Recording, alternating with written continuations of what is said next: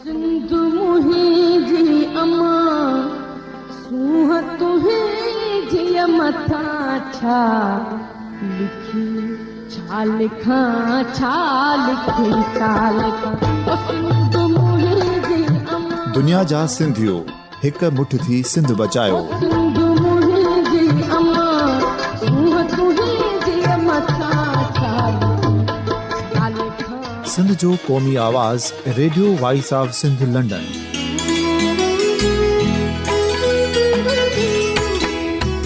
Radio voice of Sindh London पंहिंजी नशरियात में सिंध जी सियासत, समाज, इक़्तिसादियात, तारीख़, क़ौमी उमंगुनि ऐं अख़लाक़ियात मुतलिक़ सिंध जी हक़ीक़ी तर्जुमानी कंदे प्रोग्रामनि खे असराइतो बणाइण लाइ सिंध जे घण घुरनि ऐं धरतीअ सां प्यार कंदड़ अदीबनि, दानिशवरनि, सहाफ़ियुनि, उस्तादनि, वकीलनि ऐं हर तबिके जे मानवारनि सजणनि खे सिंध में शऊरी इनक़लाब लाइ सहकार जो सॾु ॾियूं था। अचो त गॾिजी सूफ़ियुनि ऐं संतनि वारी सिंध जो ओज हिक मुठ थी वरी वापसि आणण वारे सफ़र जा साथारी बणिजऊं।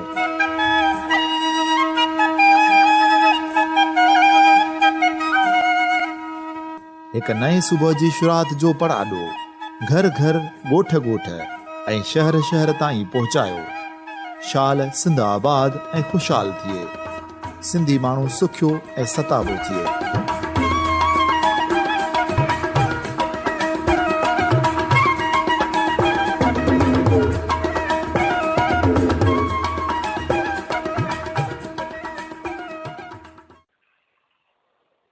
सामीन radio voice of Sindh London तां अवां सभिनी खे भलीकार।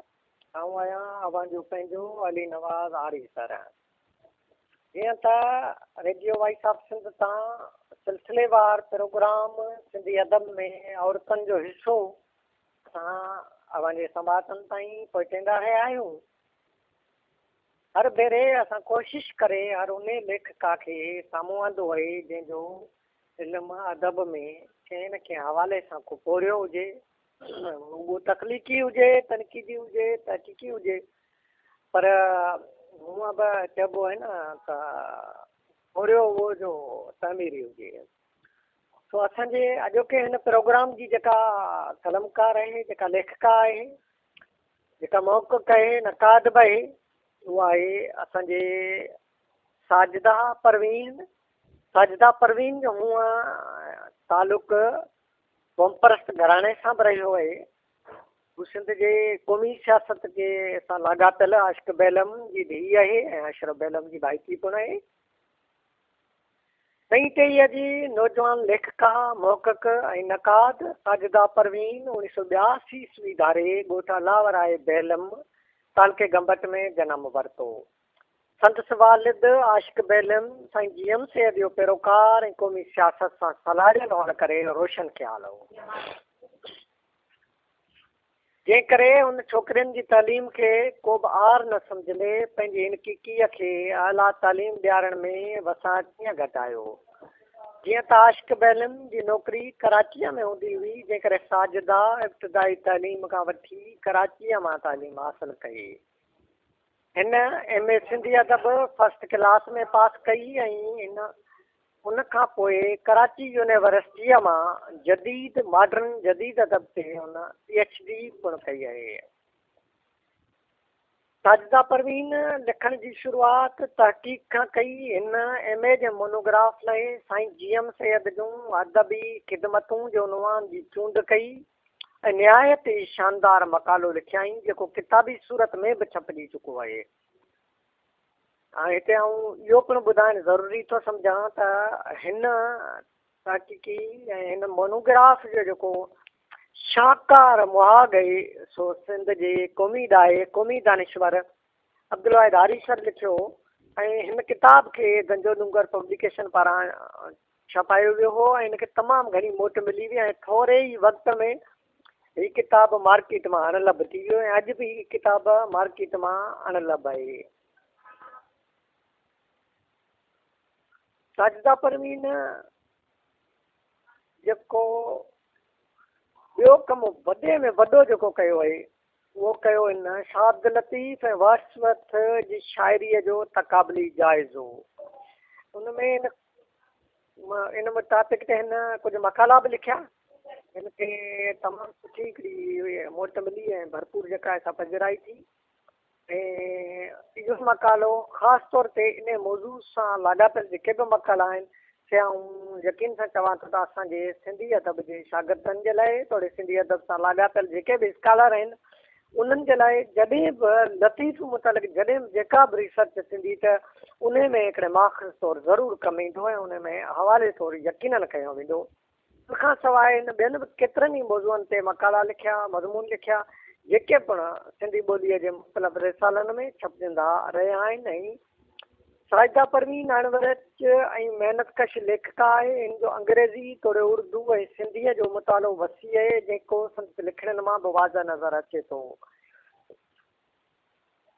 साजिदा कराची यूनिवर्सिटीअ में पहिरियां लेक्चरर ऐं बाद में असिस्टेंट प्रोफेसर थी। हिन वक़्तु कराची यूनिवर्सिटीअ जे सिंधी शोबे में असिस्टेंट प्रोफेसर तौरु ज़िम्मेवारियूं निभाए रही आहे ऐं संदसि PhD थीसिस जेका आहे ताज़ी कराची यूनिवर्सिटी पारां सिंधी कराची यूनिवर्सिटी सिंधी शोबे पारां छपजी मंज़र ते आई आहे। ऐं जंहिं लाइ आऊं इहा ई उमेदु कयां थो त इहो जेका PhD जी जेका थीसिस आहे इनखे यकीननि सॼी सिंध में हिकिड़ी मोट मिलंदी ऐं सुठी मोट मिलंदी। छाकाणि जो हर उहो कमु कामयाबी माणे थो जेको मुनफ़रद कमु हुजे थो, मुनफ़रद नौयती जो हुजे थो। ऐं असांजी हिन लेखिका जो हिन मौक़िक़ जो हिन नक़ाद जो इहा जेका PhD थीसिस वारो जेको कमु आहे सो पिण आला मयार जो आहे ऐं कुझु मुख़्तलिफ़ पिण आहे। मुंहिंजो सामीन ही हुई असांजी साजिदा परवीन जंहिंजो तारीफ़ मूं अव्हांजे अॻियां पेश कयो। ऐं असांजे अॼोके हिन प्रोग्राम जी जेका ॿी लेखिका आहे, शाइरा आहे, कहाणीकार आहे साजिदा जबीन। सिंधी अदब जे नामवर कहाणीकारा ऐं शाइरा साजिदा जबीन जो पूरो नालो साजिदा शाह जी गुलाम सरवर शाह आहे। हिन 27 मार्च 1978 ईस्वी ते बाजारा तालके सेवण में जनम वरितो। हिन ग्रेजुएशन ताईं तालीम हासिल कई। तालीम मुकमल करे हू 20 दिसंबर 2002 ईस्वी ते पैगम्बरी पेशे उस्ताद सां लाॻापिजी वई। उहा 90 वारे ॾहाके में बहितरीन कहाणीकारा तौरु उभरे साम्हूं आई। साजिदा जबीन लिखण जी बाक़ाइदे शुरूआत 1996 ईस्वी खां शाइरीअ सां कई। उन बाद हिन कहाणियूं ऐं डायरीअ जा वर्क लिखणु शुरू कया। हिन शाइरीअ में आज़ाद नज़म ऐं पाबंद नज़म पिण लिखिया आहिनि पर हू बुनियादी तौरु कहाणीकारा आहे। हुनजे अदब में सुञाणप शाइरा खां वधीक कहाणीकारा वारी आहे। माहवार अदब खे 2000 ईस्वी में इंटरव्यू ॾींदे लिखण जे हवाले सां पुछियल सवाल जे जवाब में हुन चयो त को बि लेखक बिना कंहिं उत्साह जे न ई लिखी सघे थो, न ई अॻिते वधी का मंज़ता माणे सघे थो। छो जो जेसि ताईं लिखणनि खे अहमियत न मिलंदी ऐं उन्हनि जी मुनासिब मोट न मिलंदी त पोइ अॻिते लिखण ऐं वधण जो उत्साह कीअं पैदा थींदो।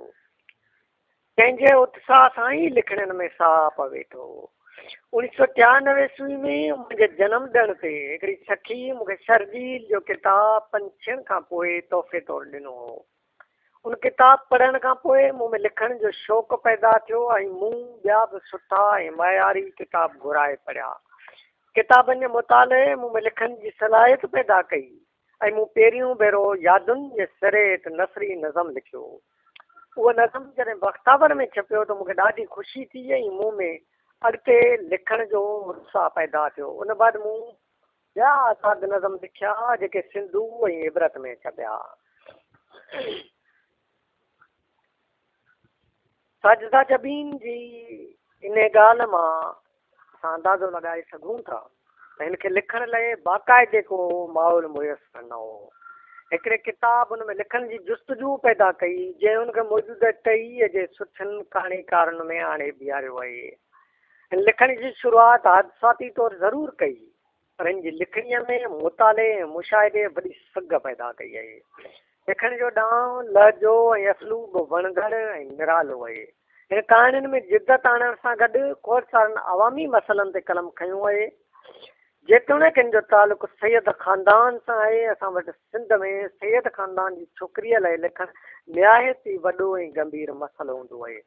पर जीअं त साजिदा जीअं घर में अखि खोली उहो इल्मी अदबी घराणो हो, जेकर खेसि कंहिं बि ॾुखियाईअ खे मुंहुं ॾियणो न पियो। संदसि कहाणियूं छिरकाईंदड़ हुअण सां गॾु मुंझारनि मां निकिरण जा घस ॻोल्हे ॾियनि थियूं, जेका संदसि कहाणियुनि जी इनफरादियत आहे।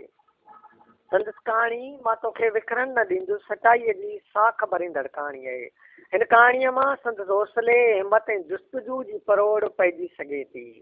साजिदा हिन वक़्तु ताईं केतिरियूं ई कहाणियूं लिखी चुकी आहे, जेके सिंध जे अदबी रिसालनि अदब, हज़ारदास्तान, सोजरो, इबरत, सिंधू, बख्तावर ऐं ॿियनि में छपिजी चुकियूं आहिनि। संदसि केतिरियूं ई कहाणियूं नामवर शाइर मुश्ताक बुखारी सिंध दोस्त नऊं चंड रेडियो पब्लिकेशन में पढ़ियूं आहिनि, जिन खे तमामु घणो साराहियो वियो आहे।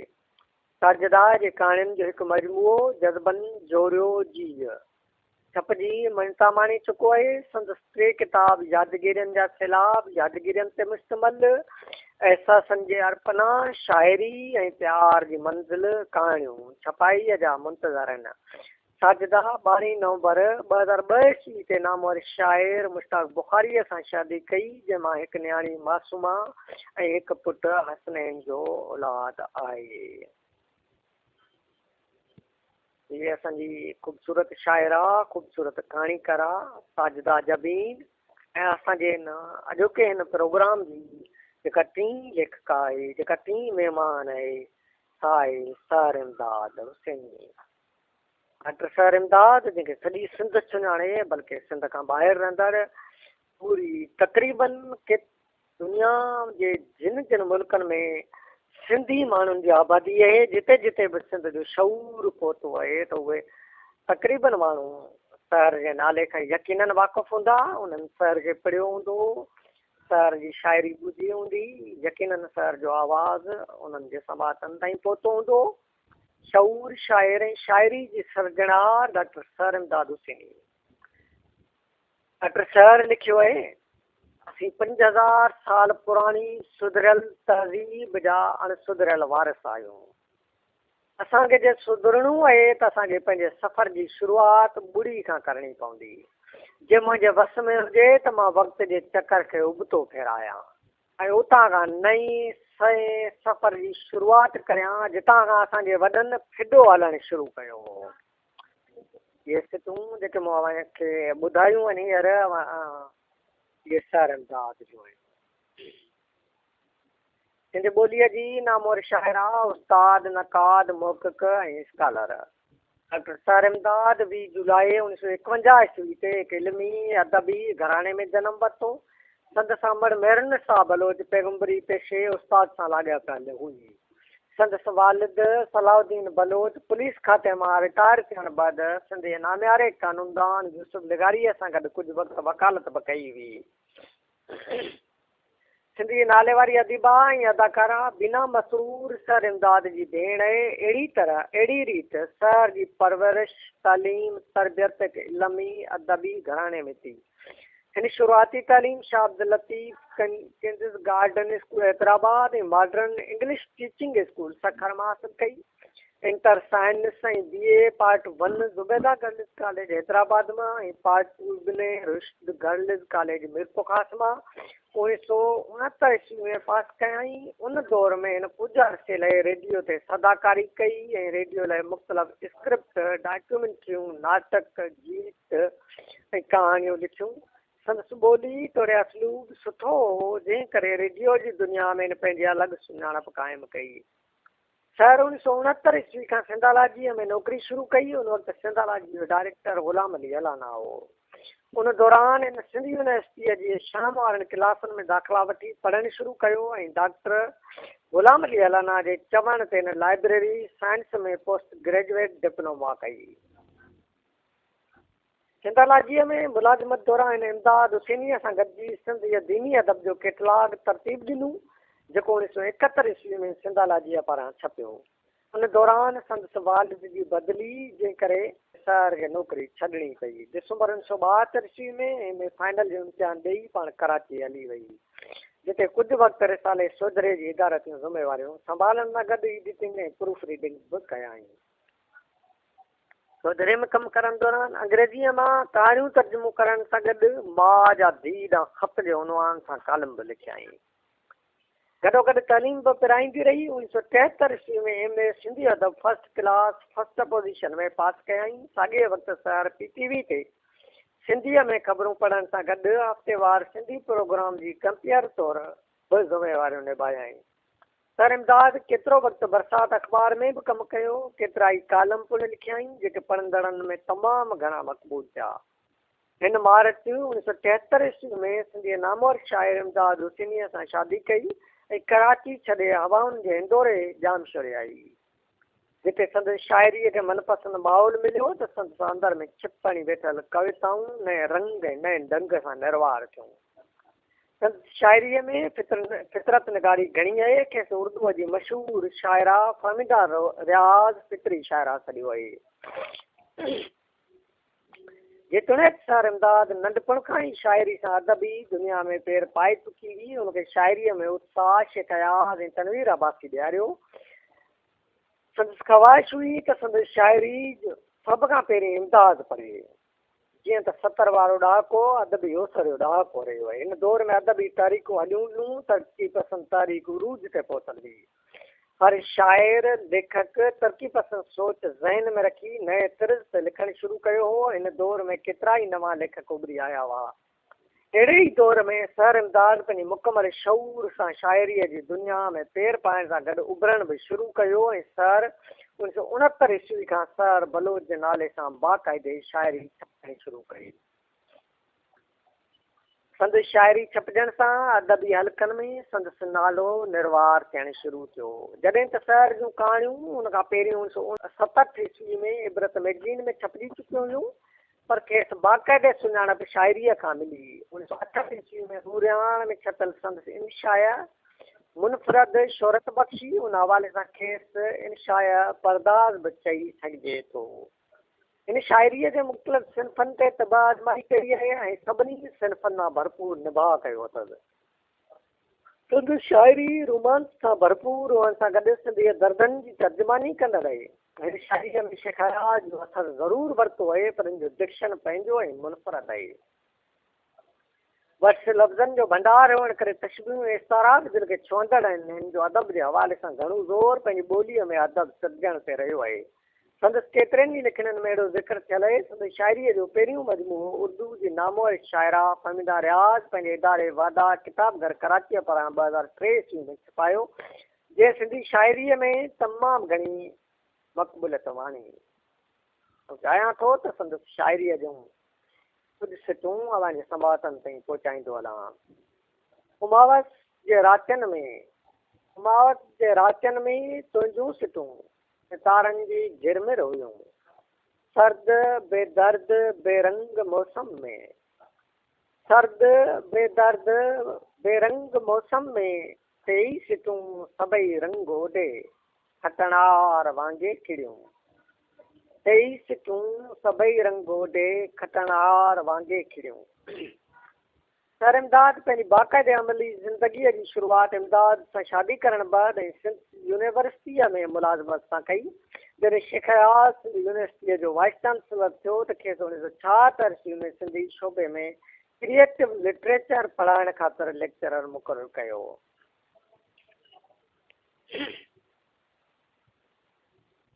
कुझु अरसे बाद उहा पोस्ट सिंधी शोबे में ज़िम कई वई। सर इमदाद 1983 ईस्वी में सिंधी शोबे में असिस्टेंट प्रोफेसर, 1989 ईस्वी में एसोसिएट प्रोफेसर ऐं 1997 ईस्वी में प्रोफेसर मुक़ररु थी। सिंधी यूनिवर्सिटीअ में मुलाज़मत दौरान पाण जदीद सिंधी शाइरी हिकु नओं क्लासिक 1955 खां 75 जे मौज़ू ते डॉक्टरेट जी डिग्री हासिल कई। डॉक्टर सर इमदाद हाणे विर्च महिनती ऐं जाखोड़ी औरत आहे। पाण वणंदड़ समाज करे यूनिवर्सिटीअ में पढ़ाईअ दौरान शागिर्दनि सां रवैयो न्याय ते माठियो रखियो, जंहिं करे खेसि केतिरा ई शागिर्द अॼु बि यादि कंदा आहिनि। हू पढ़ाईअ दौरान शागिर्दनि सां हिकु महिरबानी तौरु पेश ईंदी हुई। संदसि अहिड़े महिरबानी रवैये सबबु केतिरनि छोकिरनि तोड़े छोकिरियुनि वटि MA MPhil जा मोनोग्राफ ऐं मकाला लिखिया। संदसि यूनिवर्सिटीअ जो दौर शानदार ऐं यादगार आहे। सर इमदाद शाइरीअ खां अलावा मुख़्तलिफ़ मौज़ूअनि ते केतिरा ई तहक़ीक़ी मक़ाला लिखिया, केतिरनि ई आला सतरी अदबी कॉन्फ्रेंसनि में शिरकत करे पिया मक़ाला पढ़िया आहिनि। संदसि मक़ालनि जा ख़ासि मौज़ू सिंधी अदब, जदीद शाइरी, शाह लतीफ़, सचल, सामी, सांगी, कलीज, शेखयाद ऐं तरक़ी पसंदि अदब रहिया जेके अॼु बि शाहकार आहिनि। तहक़ीक़ी मक़ालनि मां पतो पए थो त बसि घर ऐं मुताले सां गॾु तनक़ीदी ऐं तकनीकी शऊर जी बि सघ आहे। हिन सिंधीअ खां अलावा उर्दू ऐं अंग्रेज़ीअ में बि तहक़ीक़ी मक़ाला लिखिया ऐं उर्दूअ में शाइरी बि कई, तर्जुमा बि कया आहिनि, जिन जी उर्दू अदब में नुमाया हैसियत आहे। मजमूई तौर ते संदसि ज़िंदगीअ जो घटि हिसो तख़लीक़ी कमनि में गुज़रियो आहे। संदसि शाइरीअ खां अलावा छपियल किताबनि में शऊर, शाइर, शाइरी सिंधी अदबी बोर्ड पारां जुलाई 2008 ईस्वी में छपियो, जंहिंमें कुल 25 तहक़ीक़ी ऐं तनक़ीदी मक़ाला शामिल आहिनि। हिन किताब खे 2008 ईस्वी में सिंधी लैंग्वेज अथॉरिटीअ पारां बहितरीन तहक़ीक़ी किताब जो अवार्ड पिणु मिली चुको आहे। हिन किताब में शामिल मक़ाला मज़बूत दलीलनि ते आधारियल आहिनि, जिन में लोक अदब, जदीदियत ऐं लतीफ़ात ते घणो बहस कयल आहे। हिन किताब बाबति सिंध जो नामवर शाइर ऐं कहाणीकार कमर शहबाज़ मुआग में लिखे थो, शहर जो मुतालो गहरो, घाटो ऐं घण रुखो आहे। हीअ किताब पढ़ंदे मूं महसूसु कयो त लेखकार जंहिं बि मौज़ू ते लिखियो आहे उन सां मुकमल इंसाफ़ पिणु कयो आहे। हिन पंहिंजे मुताले ऐं मुशाहिदे जे ज़ोर ते हिकु क़ाबिल मौक़िक़ जीअं मददी किताबनि मां जेके चूंड हवाला ॾिना आहिनि से वक़्ताइता मौज़ून ऐं मौज़ू जे रूह सां बिल्कुलु ठहिकी ईंदड़ आहिनि। इहो कमु फ़क़्ति उहे ई करे सघंदा आहिनि जिन खे पंहिंजे पोरे सां प्यारु हूंदो आहे ऐं हीअं में सच जी ॻोल्हा जी हुरखुर हूंदी आहे। संदसि ॿियो किताब के न विसरन मूर सकावत खाते हुकूमत सिंध पारां फेबरवरी 2012 ईस्वी में छपिजी चुको आहे। हीअ किताब फैज़मन फैज़ जे रूस जे सारोणियुनि ते मुश्तमिल आहे। सिंध टेक्स्ट बुक बोर्ड पारां 3 निसाबी किताब ऐं कहाणियुनि, मज़मूननि ऐं इंटरव्यूअनि ते मुश्तमिल किताब मुअल माण्हू जहिड़ी पीड़ा छपियल आहिनि। हीअ किताब सर इमदाद ऐं संदसि भर इमदाद हुसैनीअ जे गॾियल महिनतनि जो नतीजो आहे। उन खां अलावा संदसि केतिरियूं ई लिखिणियूं सिंधीअ में छपजंदड़ मुख़्तलिफ़ अख़बारनि ऐं रिसालनि तिमाही मेरान, रूरियान, नई ज़िंदगी, सोई, बख्तावर, इबरत मैगज़ीन, आरसी, बरसात, इबरत ऐं काविश में छपियल आहिनि, जेके जॾहिं बि छपिया त सिंधी अदब में बेबा इज़ाफ़ो हूंदा।